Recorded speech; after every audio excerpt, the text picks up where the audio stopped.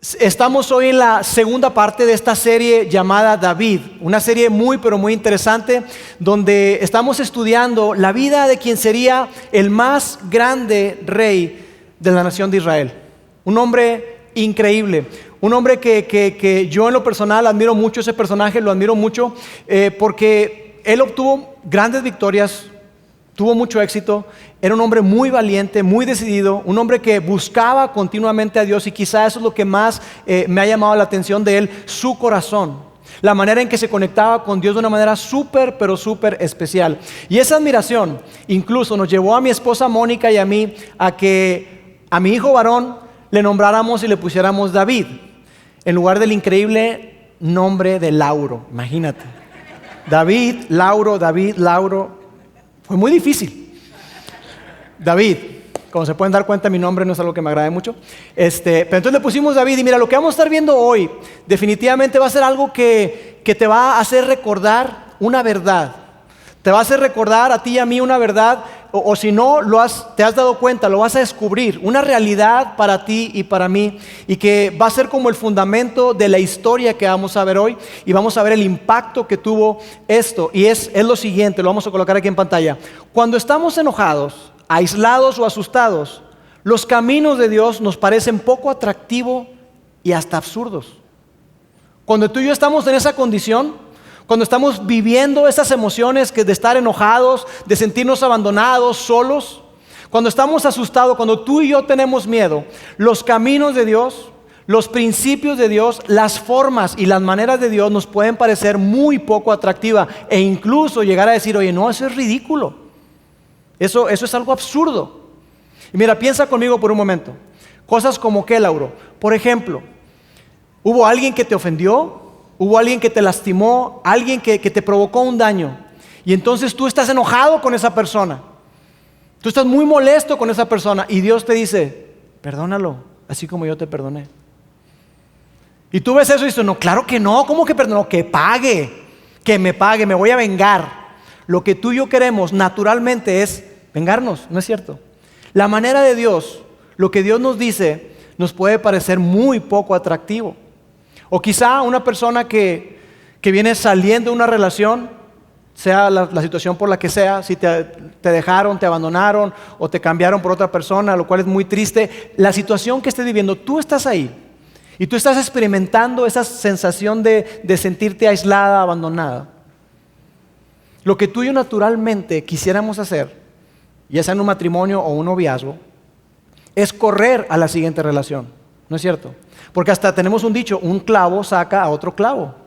Entonces, no, yo no voy a esperar, no, vámonos. Y queremos brincar a la siguiente relación. Y Dios nos dice, no, espera en mí. Yo tengo el control. Y entonces, no, es que yo no puedo esperar. Yo no tengo la capacidad de esperar, no quiero esperar. Yo quiero ya conocer a alguien más, yo quiero estar involucrado con otra persona. Es contraintuitivo, va en contra de nuestra naturaleza. Tú y yo lo vivimos. Es una gran verdad que cuando tú y yo estamos así, estamos enojados, estamos con miedo, estamos aislados, los caminos y las formas de Dios nos pueden parecer ridículas, nos pueden parecer muy poco atractivos. Y esto no tiene nada que ver con que si tú eres una persona muy devota, una persona muy creyente o no tanto. Seguir lo que Dios nos pide, muchas ocasiones nos es muy, pero muy difícil. Pero estas tres cosas, estas tres que yo podría llamar de alguna manera gigantes, estas tres condiciones, estas tres emociones tienen el potencial de acabar y arruinar tus más grandes sueños. Tienen el potencial de llevarte a rebasar todo límite moral y ético que tú te has colocado. Tienen el potencial de llevarte a hacer cosas que tú juraste y dijiste que jamás harías. Y tú ves la vida de alguna persona y tú dices, oye, qué grueso eso que está haciendo esa persona. Yo jamás haría eso. Mira, yo podría llegar aquí al filito, pero brincar, yo jamás lo haría. Pero cuando tú y yo nos sentimos así, nos sentimos rebasados por esta emoción de enojo, de abandono y de miedo, tú y yo consideramos esas opciones. ¿Por qué? Porque sentimos la necesidad de hacer algo, lo que sea, con tal de aliviar esa tensión, con tal de que eso desaparezca.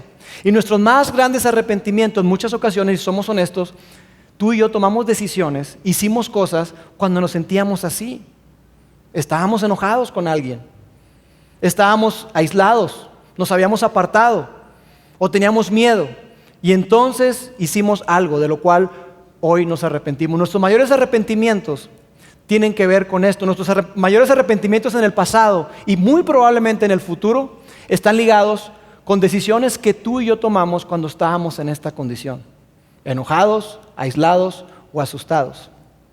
Y lo que vamos a ver hoy en la vida de David tiene todo que ver con esto, porque es un episodio en la vida de David donde fue uno de sus más grandes fracasos. David tuvo varios fracasos. No todo es positivo con David como con cualquier persona, pero hay dos por el cuales él es conocido. Uno principalmente que seguramente lo has escuchado, que tiene que ver con el adulterio de David. David un día estaba paseando en su palacio y en la azotea vio una mujer hermosa. Dijo, oye, esa muchacha no está tan mal. Y la mandó llamar y se acostó con ella. Pero esa mujer estaba casada. Era la esposa de un hombre llamado Urías. Y David comete ese terrible error, ese terrible pecado. Y entonces David, para tapar su pecado, él decide mandar llamar a este muchacho, a este hombre, al esposo de Betsabé. El hombre no quiere tener nada que ver con su esposa en ese momento porque están en guerra. Y él dice, ¿cómo voy a hacer eso? Mis compañeros muriendo allá y yo acostándome con mi esposa. Por supuesto que no lo voy a hacer. Entonces David dice, ¿sabes que este cuate no va a ceder? Entonces se le ocurre mandarlo y ponerlo al frente de batalla para que lo maten. En pocas palabras, fue el autor intelectual de la muerte de Urías. Ese fue un gran pecado, un gran fracaso en la vida de David, por el cual es súper conocido.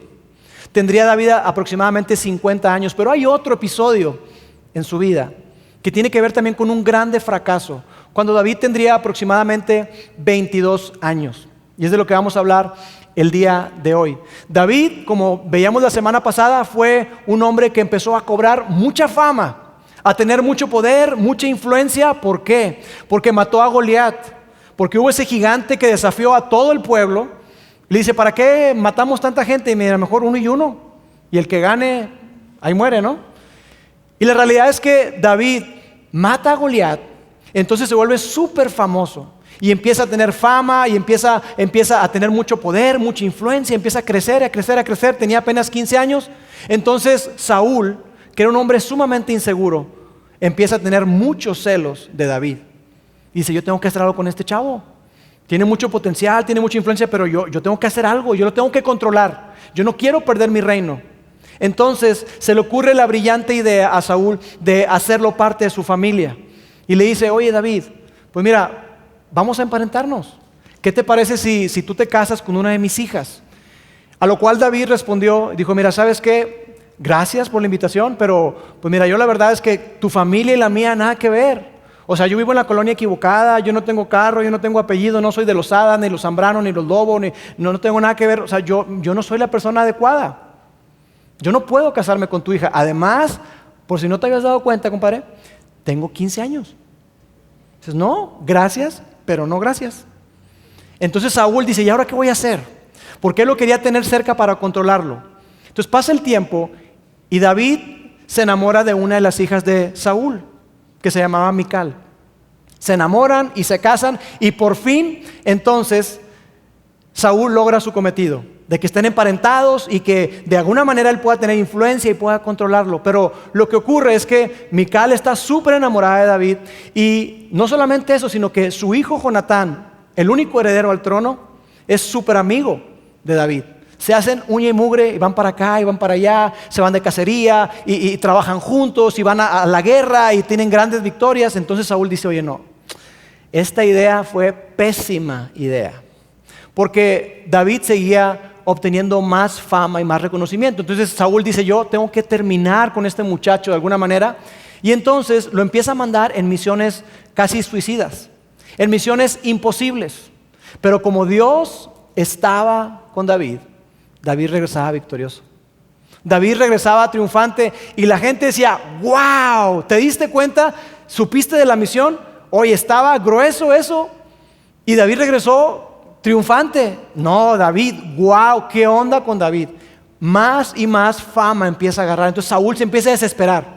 Se empieza a frustrar y entonces en una ocasión que Saúl estaba atormentado, que se sentía deprimido, que se sentía muy mal, David, además de ser un gran guerrero, era un gran músico. Componía salmos, componía canciones, entonces empieza a tocar el arpa para Saúl. Y Saúl lo ve por allá y dice, ahorita está distraído, y agarra una lanza y se la avienta. Y David se hace a un lado. Dice, órale, ¿qué onda con este cuate? Pasa el tiempo y lo vuelve a hacer. Entonces David dice, oye, esto va en serio, el rey si de plano sí me quiere matar. Entonces el rey está frustrado porque además de todo eso, cuando el rey decide voy a acabar con él, lo manda a arrestar, pero siempre Mical y Jonatán salían al quite y le daban aviso y le decían algo, y entonces David lograba escapar.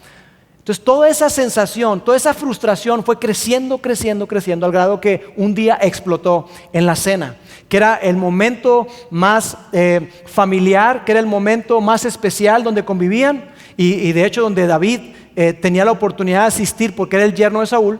Y ahí un día explota porque le pregunta a Jonatán, oye Jonatán, ¿qué onda con David? ¿Por qué no vino a cenar? No, papá, lo que pasa es que sabes que tuvo que ir a su casa con sus papás, tenían unos pendientillos por ahí y después no pudo venir. Bueno, otra vez no se presenta David y Jonatán lo vuelve a justificar y ahí tronó la cosa. Ahí dijo Saúl, esto ya es demasiado. Entonces, quiero que veamos qué fue lo que ocurrió. Y quiero que pongas atención porque probablemente esto que vamos a leer, tú dirías, oye, eso está en la Biblia. Sí, mira cómo dice, al oír esto, Saúl se enfureció con Jonatán, hijo de mala madre. Así le dijo. En otra versión, lo hizo un poquito más explícito y dice así, tú estúpido hijo de prostituta, órale. Y tú no puedes más que sentir pena por la mamá de Jonatán. Qué grueso, ojalá no haya estado en la mesa cuando dijo eso. Pero estaba muy molesto. Entonces después continúa y le dice, ¿crees que no sé que eres muy amigo del hijo de Isaí, o sea David? Para vergüenza tuya y de tu desgraciada madre. Otra vez metió a la mamá. Ahí me huele como que había algún tipo de conflicto entre ellos. Porque ¿cómo dices eso? Saúl está muy molesto, Saúl está muy enojado y continúa y dice, mira, ¿qué no entiendes, Jonatán? Que mientras el hijo de Isaí viva en esta tierra, ni tú ni tu reino estarán seguros. Así que manda a buscarlo y tráemelo, pues está condenado a morir. Saúl está decidido. No hay segundas oportunidades. David tiene que morir. Y le dice Jonatán, no seas torpe. Yo quiero consolidar el reino y tú eres el que sigue. ¿Cómo es posible que tú lo defiendas? ¿Cómo es posible que tú lo ayudes? No seas tonto, no seas estúpido. Pero Jonatán, que era muy amigo de David, él sabía que el siguiente en el trono era David, porque Dios así lo había determinado. Entonces, Jonatán va y le advierte a David. Por ahí hacen algún código donde ellos podían interpretar qué significaba. David le dice, oye, ¿sabes qué? Yo creo que tu papá me quiere matar, pero no sé, tú cómo ves, ve a esa cena y dependiendo cómo te vaya ahí, pues me das aviso. Entonces va Jonatán y tira algunas flechas por ahí y le decía a la persona que recogía las flechas, no, más para allá, está más lejos. Eso significaba, huye, vete. Entonces ya se va este muchacho y Jonatán y David llegan ahí, se abrazan, lloran. Y Jonatán le dice, David, yo sé que tú eres el siguiente en el reino. Acuérdate de mí. Acuérdate de mí cuando tú estés en el reino. Acuérdate. Entonces le advierte a David. Y David, a los 22 años, se siente abandonado, se siente enojado, se siente asustado. Abandonado porque ese pueblo, ese rey por el que él había dado su vida, por el que él había sangrado, por el que él había luchado, hoy le estaba dando la espalda y lo estaba persiguiendo para matarlo. Enojado porque no era justo, porque él no había hecho nada malo. Él no había hecho nada más que serle fiel al rey, serle fiel al reino. Y asustado porque no sabía qué iba a hacer de él, tenía muchísimo miedo. Tenía mucho miedo porque el hombre más poderoso del pueblo de Israel lo estaba persiguiendo para matarlo. No era cualquier persona. No era un hijo de vecino, era el rey que tenía todos los recursos disponibles.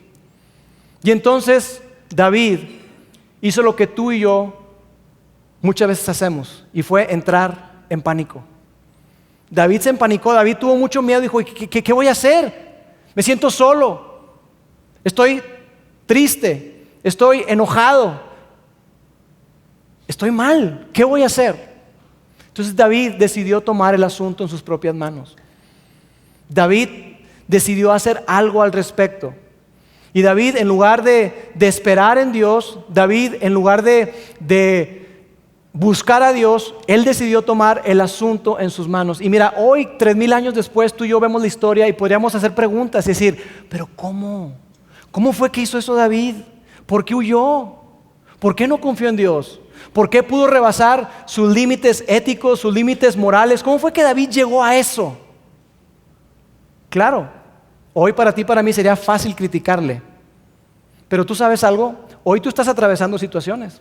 Hoy tú estás viviendo cosas quizá muy difíciles en casa, en tu matrimonio, con tus hijos. Yo no sé qué estés viviendo, pero sé que estás atravesando situaciones donde probablemente te sientas así.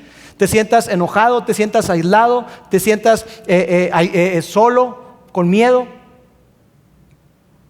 Y tú y yo podemos hacer lo mismo que David. Y hay personas que te están observando en tu situación y probablemente se rascan la cabeza y preguntan, oye, pero ¿por qué está considerando eso? ¿Por qué no termina con esa relación? ¿Por qué no se sale de ahí? ¿Por qué se sigue endeudando? ¿Por qué sigue gastando? ¿Por qué sigue aferrado a ese vicio? Hay personas que nos están observando y nos hacen la misma pregunta a ti y a mí. Porque tú y yo lo que hacemos es que entramos en pánico y hacemos cosas que son una locura. Que personas te verían y dirían, ¿qué onda con Lauro? ¿Qué onda con esta persona? ¿Por qué está considerando eso? Hacemos locuras porque entramos en pánico y queremos tener el control de todo y hacer algo al respecto. Y eso fue lo que hizo David. Vamos a ver lo que ocurrió en la historia. Dice así, después de ese episodio, David fue a la ciudad de Nob para ver al sacerdote Ahimelech. Ahora, ahí va el sacerdote, al sumo sacerdote, y no es en Jerusalén, porque Jerusalén en ese momento no era la capital del reino todavía. Lo que ocurría era que el arca del pacto, donde estaba y representaba la presencia de Dios, lo movían de lugar en lugar conforme al control que tenía el pueblo de Israel, porque no querían por ningún motivo que el arca del pacto cayera en manos de los enemigos. Entonces en ese momento el arca del pacto se encontraba en Nob y Ahimelech era el sumo sacerdote. Entonces David va ahí con él y le busca. Y dice lo siguiente, cuando Ahimelech lo vio, se puso a temblar, le dio muchísimo miedo, le llamó la atención. ¿Por qué estás solo?, le preguntó. ¿Por qué nadie te acompaña? ¿Por qué estás solo? Porque mira, cada vez que David llegaba a un lugar, era un hombre sumamente famoso, y David llegaba con un montón de gente, llegaba con cientos de soldados.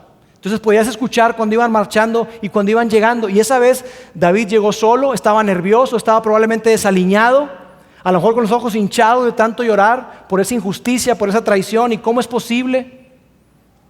Así que obviamente a Ahimelech le llama la atención, dice, oye, algo está extraño. Y continúa porque lo que hizo David fue que David tomó una decisión, tomó la decisión de mentir. Eso fue lo que David decidió y eso es lo que tú y yo hacemos. Cuando estamos aislados, cuando estamos enojados, cuando tenemos miedo, tú y yo podemos hacer cosas que dijimos que no íbamos a hacer. Incluso cosas que pueden ser pequeñas, pero que tienen grandes consecuencias, como mentir. Y mira lo que hace David.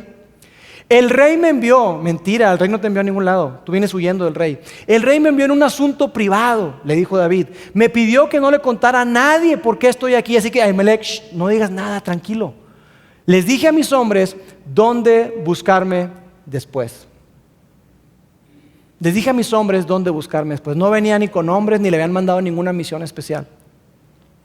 Pero David tiene miedo. David está solo. David está enojado. Así que él toma la decisión de mentir. Y es curioso porque cuando va con Ahimelech, te decía ahorita que estaba el arca del pacto ahí. Y en el arca del pacto estaban contenidos los 10 mandamientos, la vara de Aarón que reverdeció. David es un hombre que conoce la ley de Dios. Él sabe que no debe mentir. Él sabe que el 5.º mandamiento es no mentirás. Él lo sabe. Y él ama a Dios. Incluso él en alguno de sus salmos, él escribió, Dios, yo amo tu ley. Yo amo tu ley. Entonces, ¿qué está pasando con ese David? ¿Por qué ahora está mintiendo? ¿Por qué ahora está encubriendo todo lo que está ocurriendo? Pero esa mentira le costaría a Ahimelech y a su familia, les costaría no poco, les costaría la vida. Mira lo que dice. ¿Qué hay de comer?, le preguntó David. Dame 5 panes o cualquier otra cosa que tengas. No tenemos nada de pan común, respondió el sacerdote, pero aquí está el pan sagrado. Y mira, esto es interesante. Como parte habitual de la adoración, lo que hacían los sacerdotes es que hacían pan, y ese pan recién hecho lo colocaban en una mesa que se llama la mesa de la preposición, y ahí colocaban un pan que representaba a cada tribu de Israel, 12 panes. Y esos panes, ¿sabes qué significaba? La invitación de Dios a tener comunión con Él. La invitación de Dios a decir, hey, ven conmigo, aquí hay lugar para ti. Ven conmigo, tú y yo podemos estar en comunión, tú y yo podemos estar en una relación. Ven aquí. Ese pan lo ponía el sacerdote, al día siguiente Dios no se había comido el pan, y entonces lo quitaba y hacía pan nuevo y lo colocaba ahí como un recordatorio constante de que la presencia de Dios estaba con su pueblo, y como un recordatorio constante de que la invitación de Dios para su pueblo, y que de hecho es para ti y para mí, es que su presencia está con nosotros y podemos ir a su presencia.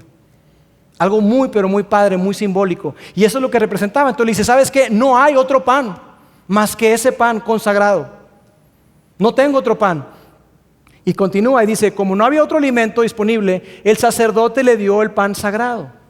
No había otro alimento. David le preguntó a Ahimelech, ¿tienes una lanza o una espada? El asunto del rey era tan urgente que ni siquiera me dio tiempo de tomar un arma. Lo que ocurrió con David fue que toma el alimento y una mentira lleva otra mentira y otra mentira y otra mentira, como pasa contigo y conmigo, ¿no es cierto?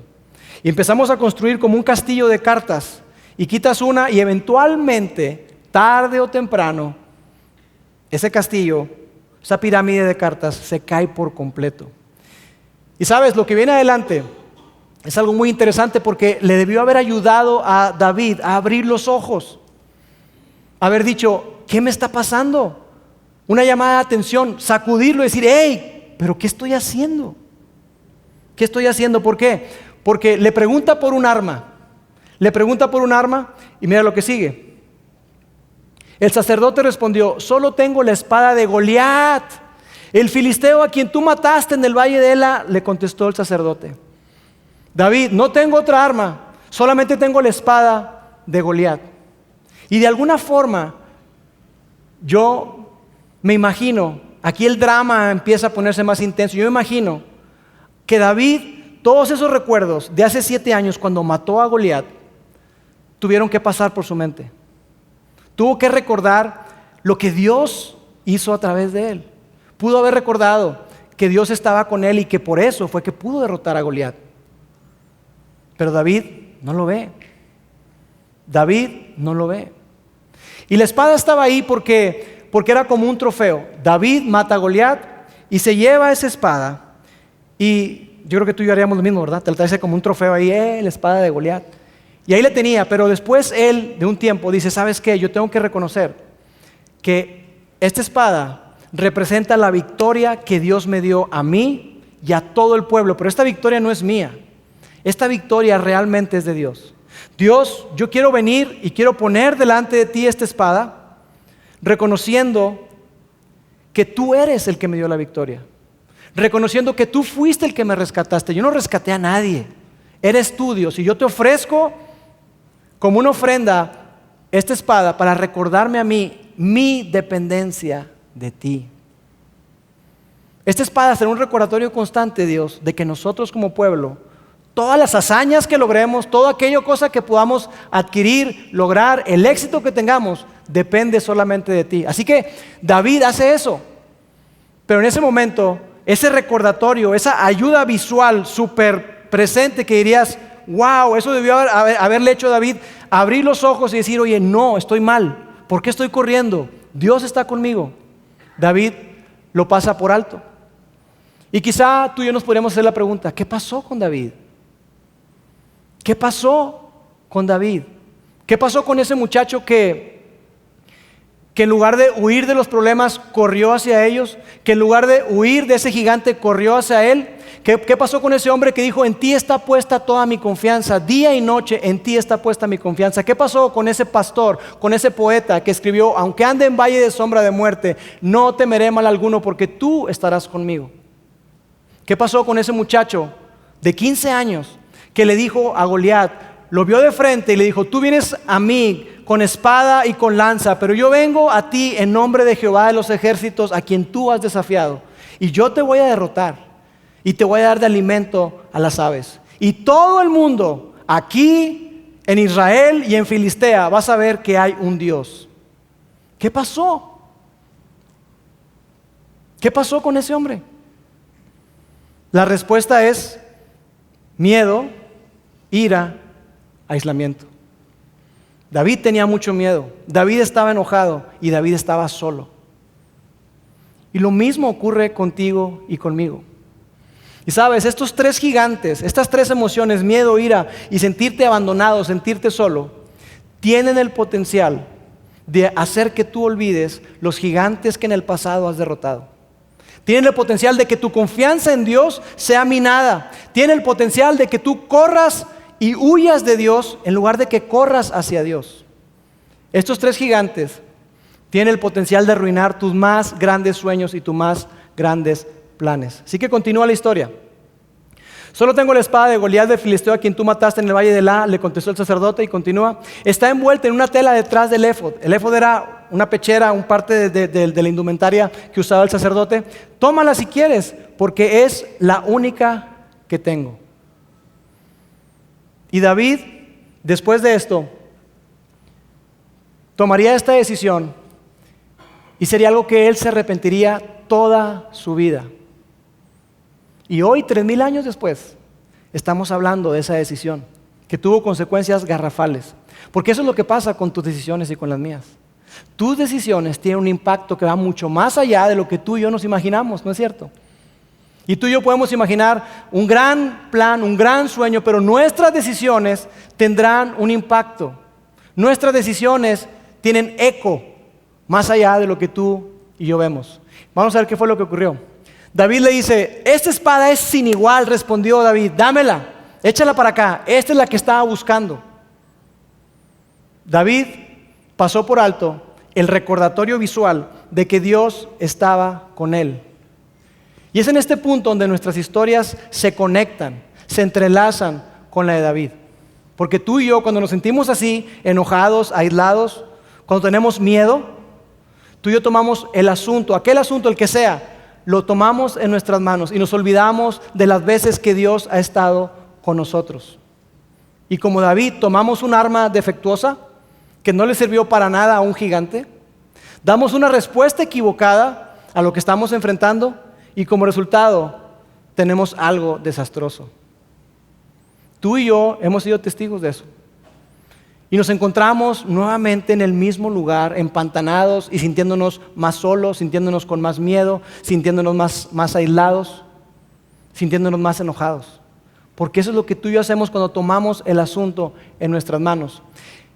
Y cuando deberíamos de correr hacia Dios, cuando necesitamos más de Dios, es cuando tú y yo menos lo consideramos. Cuando más necesitamos de Dios, es cuando menos atractivo se nos hace su dirección, lo que Él quiere para ti, para mí. Y hacemos cosas totalmente diferentes. Y sabes, es muy fácil verlo en otros. Es fácil verlo en un amigo, en un familiar. Probablemente tú puedes reconocer a una persona que hoy está tomando pésimas decisiones. Una persona que decide abandonar a su esposo, una persona que decide abandonar a su esposa o a sus hijos por otra relación. Y que tú ves eso y dices tú, no, ¿qué estás haciendo? Vas a acabar mal, te vas a arrepentir, eso no te va a dejar nada bueno. ¿Por qué te estás endeudando? No, ¿qué estás haciendo? Y tú lo puedes ver en otros, pero en ti no lo ves. ¿Y sabes por qué? Porque tú y yo pensamos esto, mi situación es diferente. Tú no entiendes. Sí, mira, Lauro, yo te entiendo y suena chido y lo que tú me estás diciendo y que David y todo, pero es que mi situación no aplica. Eso que tú me estás diciendo, lo que Dios dice, el camino de Dios, los principios de Dios, para mí no aplican, porque mi situación es muy especial, es muy particular, es muy diferente. Y eso fue lo que David pensó. David pensó que si Dios estuviera con él no estaría atravesando todo eso. A David se le olvidó que Dios estaba con él. Eso fue lo que él pensó. Y sabes, yo a lo largo de los años de ser un seguidor de Jesús, yo he descubierto algo, y es esto, que es fácil confiar en Dios cuando tenemos poco que confiarle. Es fácil. Es mucho más fácil confiar en Dios cuando estás empezando. Es fácil confiar en Dios cuando tú vas a un campamento y quizá te desafían y está la música y la fogata y todo, y tú estás ahí y dices, Dios, yo te entrego mi vida, te entrego todo lo que tengo. Y Dios dice, chido, bien, lo recibo. Pero siendo honesto, no tienes mucho que entregarme. Tienes algunas pocas cosas en tu cuarto y el carro que traes ni siquiera es tuyo, es de tus papás.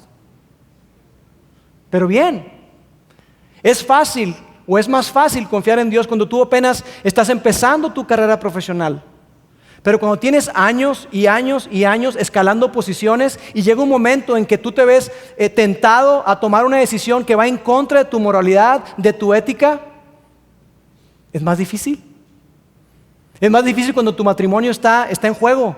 Cuando tu matrimonio está hecho bolas y cuando tú no sabes qué hacer y Dios te dice, confía en mí, entrégame tu matrimonio, entrégamelo, yo puedo hacer algo, y tú no es atractivo. Es más difícil confiar en Él cuando lo que valoramos comienza a desaparecer. Es más difícil confiar en Dios cuando aquello que valoramos sentimos que está en riesgo, cuando la realidad es que debería ser lo contrario, porque Dios nos lo ha demostrado una y otra vez. Así que David piensa todo esto, reflexiona y él dice, no, yo tengo que hacer algo. Él toma la espada y se va.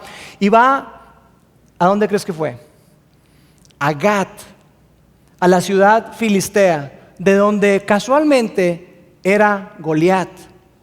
Entonces imagínate a David llegar con la espada de Goliat a la ciudad de Goliat. Era ridículo, ¿no es cierto? Ese hombre que lo mató, ahora está aquí. ¿Y qué hace aquí David? Todo el mundo se sorprendió, por supuesto. ¿Qué hace David acá? Entonces, David se da cuenta que no confían en él, porque él les dice, no, yo aquí estoy para ustedes. Y no, yo no estoy, no me la trago. Entonces, David le da mucho miedo, le da más miedo y empieza a fingir que está loco. Y empieza a escupir espuma por la boca y empieza a arañar las puertas. Entonces el rey de ese lugar de Gad lo ve y dice, oye, ya tengo suficientes loquitos, llévatelo. Y David dice, uff, y se va a una cueva. Y en esa cueva él toca fondo y él recapacita. Y entonces va y busca un profeta, regresa a su país, busca un profeta y le dice, oye, dime qué onda, dime qué tengo que hacer, dime qué es lo que tengo que hacer, qué es lo que Dios quiere que haga. Pero el daño ya estaba hecho. El daño ya estaba hecho. Esa mentira que dijo David costaría mucho. Porque en ese lugar, cuando David estuvo con Ahimelech, había otro hombre que trabajaba para Saúl. Se llamaba Doeg. Y Doeg escuchó parte de la conversación y Doeg vio cuando Ahimelech le entrega la espada y vio cuando le dio los panes. Y Doeg llega delante de Saúl y dice, Saúl, tengo malas noticias.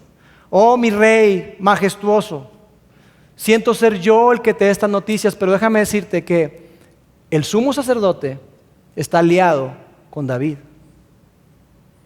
Por supuesto que a Saúl no le gusta esa situación y entonces se enoja y lo manda a llamar.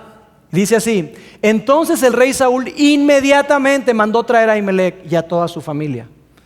¿Por qué han conspirado contra mí? Tú y ese hijo de Isaí, le preguntó Saúl, ¿por qué le diste alimento y una espada? ¿Por qué consultaste a Dios por él? ¿Por qué lo instigaste a matarme como está tratando de hacer hoy mismo? Por supuesto que Ahimelech dice, ¿de qué me estás hablando? No entiendo absolutamente nada. Pero Señor, le respondió Ahimelech, ¿hay alguien entre todos sus siervos que sea tan fiel como su yerno David? Él es el capitán de su escolta, es tu guardaespaldas. Y además es un miembro altamente honrado de su casa. ¿Cómo se te ocurre? Y continúa y dice, Por cierto, esta no fue la primera vez que consulté a Dios por él. Que el rey no me acuse a mí y a mi familia de este asunto, porque yo no sabía nada de un complot contra usted. Yo no sabía nada. Entiendo que estés enojado, pero la situación es muy diferente a lo que este hombre te está diciendo. Y Saúl no escucha.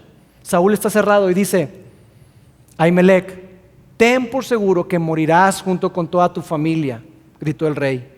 Y le ordenó a su escolta: maten a estos sacerdotes del Señor. Pero los hombres de Saúl se negaron a matar a los sacerdotes del Señor. Dijeron: oye, una cosa es luchar contra alguien, un enemigo, pero sacerdotes, indefensos, ¿quieres que los mate? Entonces, ante esta situación, Doeg levanta la mano y dice: oye, pues si no hay nadie, yo me los echo. Y Doeg asesinó a 85 sacerdotes. Los mata y Saúl no para ahí. Está enojado también. Y en esa ira dice: ve a la ciudad de este hombre, de Ahimelech, y mata a todos. Niños, bebés, mujeres, hombres, animales, todo. Mataron con todo. Acabaron con todo. Y solamente unas pocas personas se escapan y logran salvarse. Uno de ellos era hijo de Ahimelech. Y llega, me lo imagino yo, rengueando, quizá lastimado porque logró escapar. Y llega y se tira a los pies de David y dice: David, David, si supieras lo que ocurrió. Mataron a mi familia, mataron a mi ciudad, mataron a todo el pueblo. Y ahora David está destrozado. David está deshecho. Imagínate lo que es tener que cargar con la muerte, no de una persona, no de una familia, sino de todo un pueblo. David ve a este hombre y le dice: ven conmigo, yo te voy a proteger. Y le dice esto: yo soy responsable de la muerte de toda la familia de tu padre. Yo soy responsable, nadie más. Quédate conmigo, yo te voy a proteger. Y sabes, yo quiero hacerte algunas preguntas que conectan con todo esto, porque yo sé que tú estás viviendo situaciones. Hoy en día, hoy, domingo, tú estás atravesando cosas. Esta semana pasada tuviste situaciones. Y probablemente tú estás así. Tú te sientes enojado, tú te sientes con miedo, tú te sientes solo, aislado, abandonado. Y la pregunta que quiero hacerte es: como resultado de sentirte así, ¿qué es eso que estás considerando como opción y que nunca habías considerado antes? ¿Qué es eso que estás considerando y que hoy representa una opción para ti, pero que antes dirías: no, jamás? Probablemente engancharte en un vicio, probablemente irte de tu casa, probablemente dejar a tu familia, probablemente abandonar el empleo, probablemente, qué sé yo, quizá volver a algo que tú ya habías superado y que probablemente te gastaste una lana para superar alguna adicción. ¿Qué es eso que estás considerando hoy como opción, como resultado de sentirte con miedo, con enojo y estar solo? Otra pregunta: ¿quién o a quién estás considerando hoy como opción y sabes que no debes considerar? ¿Quién es esa persona que hoy para ti se convierte en opción? Probablemente hay alguien que estuvo en tu pasado, alguien con el que probablemente te involucraste de alguna manera, pero tú sabías que no, para nada, y tú guardaste tu distancia. Quizás esa persona te buscó, te escribió, te mandó mensaje, te buscó por Messenger, lo que sea, y tú ignoraste a esa persona. Pero hoy, a cómo están las cosas en tu casa, a cómo está tu matrimonio, hoy estás considerando esa opción. Y tú sabes que no debes considerarla. ¿A quién estás considerando? ¿Una relación tóxica? ¿Una amistad? Un grupo de chavos o de chavas que cada vez que te juntas con ellos acabas mal, acabas borracho o borracha, acabas drogándote, acabas haciendo cosas, acabas criticando, acabas haciendo cosas que tú sabes que están mal y que no es lo que Dios quiere para ti. ¿A quién estás considerando como resultado de sentirte así? Enojado con tus padres, solo, con miedo de tu futuro.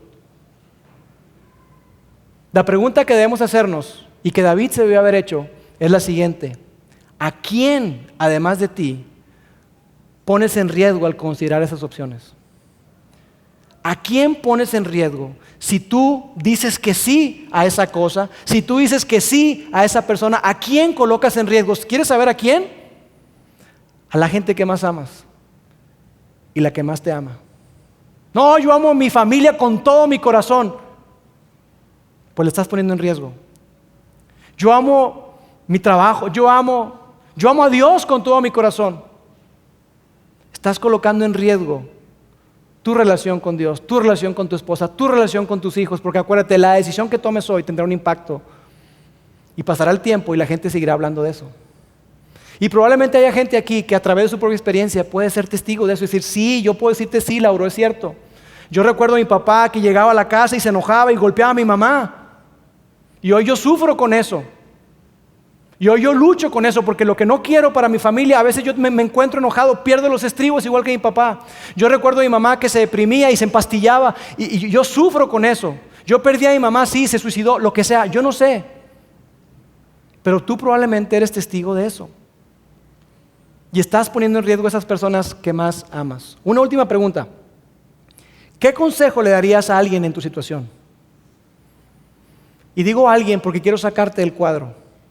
Porque te decía que cuando se trata de ti lo vemos muy diferente. Cuando se trata de ti, de mí, lo vemos muy diferente. Porque tú y yo pensamos que nuestra situación es especial, que nuestra situación es única, que nuestra situación es diferente. Y yo quiero decirte con mucho amor y respeto, tú eres diferente, tú eres único, tú eres especial, pero tu situación no. Tu situación para nada. Hay miles, quizá millones de personas que están atravesando lo mismo que tú. Así que, ¿qué consejo le darías a alguien en tu situación? Quizá le dirías, no te endeudes, no consideres a esa persona, no, ¿cómo crees? ¿Qué consejo te darías? ¿Sabes cuál fue el consejo de David? El consejo de David adulto que nos daría hoy. Él lo escribió en un salmo y sería este: el Señor es un refugio para los oprimidos, un lugar seguro en tiempos difíciles. Una fortaleza, ese lugar al que acudes, esa persona a la que acudes cuando estás solo, cuando estás oprimido, ese es el Señor. Y continúa y dice, los que conocen tu nombre confían en ti porque tú, oh Señor, no abandonas a los que te buscan. Tú no los dejas. David te diría, yo me equivoqué. Yo tomé el asunto en mis manos, yo me refugié en mis soluciones, yo me refugié en mi habilidad y me equivoqué tremendamente. No cometas el mismo error, te diría David.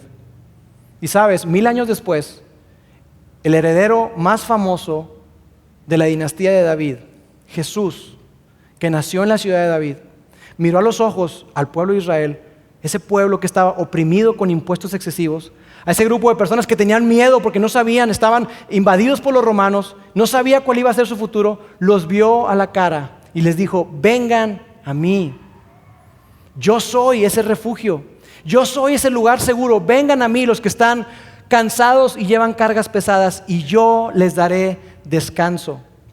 Continúa. Déjenme enseñarles porque yo soy humilde y tierno de corazón y encontrarán descanso para el alma. ¿No es cierto que es lo que tú y yo queremos? Tú y yo queremos paz en nuestro matrimonio. Tú y yo queremos paz con nuestros hijos.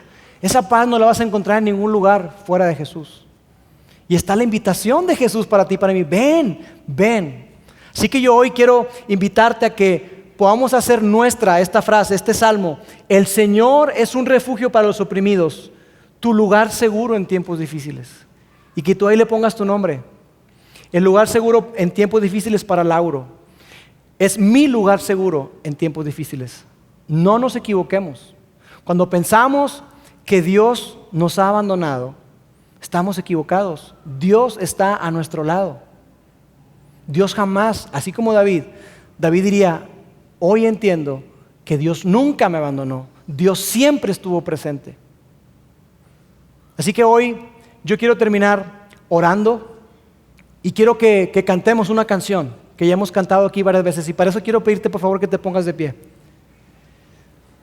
Y que podamos terminar así, cantando, que podamos recordarle a nuestro corazón esa gran verdad, que las promesas de Dios están ahí para ti y para mí y que Él nos toma de su mano. Permíteme orar. Dios, gracias. Gracias, Padre, porque tú has preservado estos escritos, esta historia para enseñarnos, Dios. Yo te doy gracias porque tú nos recuerdas que tu presencia siempre va delante de nosotros. Nunca nos dejas, nunca nos abandonas. Ayúdenos a recordarlo todos los días de nuestra vida. En el nombre de Jesús. Amén.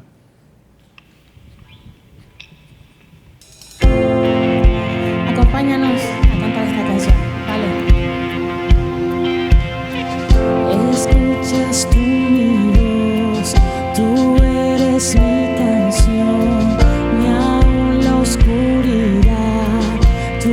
nos puede ocultar. No temeré, no temeré. Yo sé quién me sostiene, yo sé que al frente va el Dios del cielo y tierra, siempre a mi lado está. El que por siempre reina, Él es mi amigo fiel. El Dios del cielo y tierra, siempre a mi lado está. Nada me podrá detener. El mundo en tus manos está. Ya a tus promesas yo me aferraré. Tú eres bueno, siempre bueno. Nada me podrá detener. No, el mundo en tus manos está. Ya a tus promesas yo me aferraré. Tú eres bueno, siempre bueno. Tú eres bueno.